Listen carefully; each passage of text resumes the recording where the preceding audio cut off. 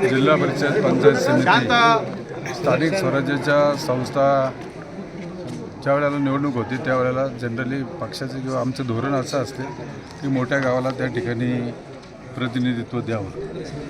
परंतु आमच्याकडं आमच्या मतदारसंघामध्ये साहेबांनी सांगितले की तुम्हालाच ही निवडणूक लढवावी लागेल आणि मी एकंदरीत मला अपेक्षित होतं हे की कोणतंही गाव हे त्या गावच्या उमेदवाराला थोडंसं जादा प्राधान्य त्या ठिकाणी देतं.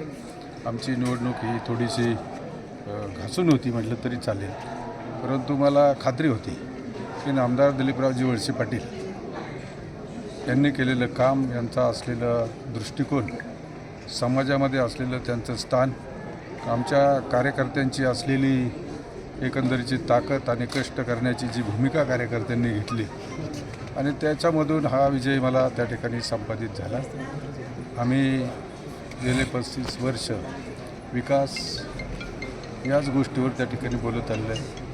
आम्ही कोणावर त्या ठिकाणी टीका टिप्पण्या वगैरे काही न करता आणि खरं तर आमचे श्रद्धास्थान अजितदादा आपल्यामध्ये नसताना प्रचार करण्यावर देखील आमच्या बऱ्याचसं त्या ठिकाणी मर्यादा आल्या आणि शेवटी अंतःकरण ज्या वेळेला दुःखी असतं त्यावेळेला प्रचारामध्ये जो जोर किंवा जो उत्साह पाहिजे होता तो आमच्यामध्ये त्या ठिकाणी नव्हता. परंतु जनतेचा विश्वास आणि कार्यकर्त्यांची मेहनत, साहेबांची प्रतिमा या सर्व गोष्टीमधून आम्हाला त्या ठिकाणी यश प्राप्त झालेलं आहे. धन्यवाद. जिल्हा परिषदमध्ये जाण्यासाठी तुम्हाला 24 वर्षानंतर तुमचं स्वप्न पूर्ण होते, काय प्रतिक्रिया? स्वप्न वगैरे असं काही नाही आहे. एक मी नेहमी बॉस ऑलवेज राईट हा माझा शब्द असतो. श्रद्धा आणि सबुरीने मी चालतो. साहेबांनी दिलेले आदेश ते कोणतेही असो ते आम्ही मान्य करतो आणि साहेबांच्या शब्दावर आम्ही चालतो. मला खरं तर तुम्ही म्हणले ते बरोबर आहे. एक वेळेला मी 50 मतांनी त्या ठिकाणी पराभूत झालो होतो.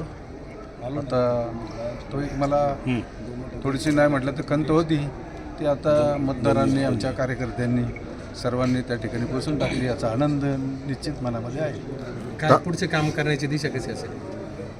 जसा एक आहे की गेले अनेक वर्ष मी या तालुक्यामध्ये साहेबांबरोबर काम करतो.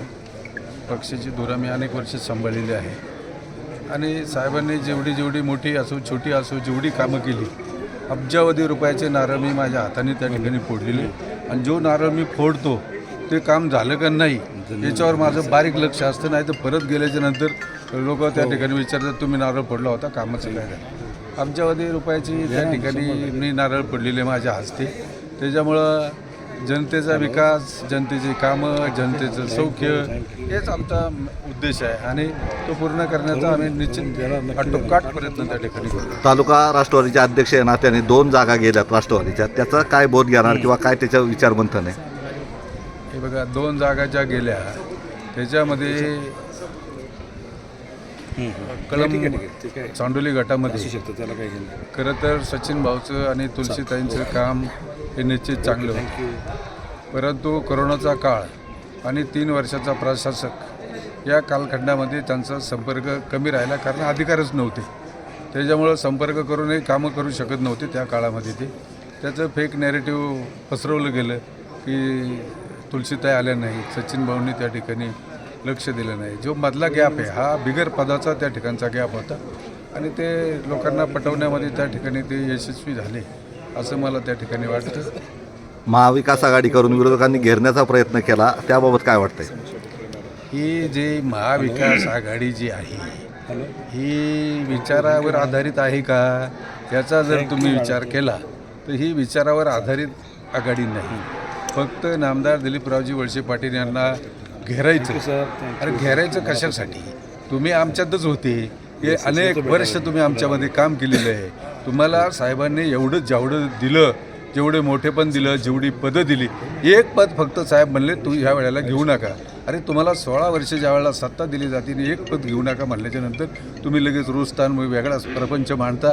ही कोणची नीती आहे? तुमच्याकडे श्रद्धा असेल, हे असेल, काही सबुरी ठेवली पाहिजे माणसाने.